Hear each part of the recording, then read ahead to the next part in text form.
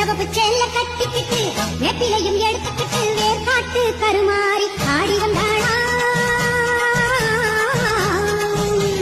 செவப்பு செல்ல கட்டிக்கிட்டு வேப்பிலையும் எடுத்துக்கிட்டு வேர்காட்டு கருமாறி ஆடி வந்தாளா.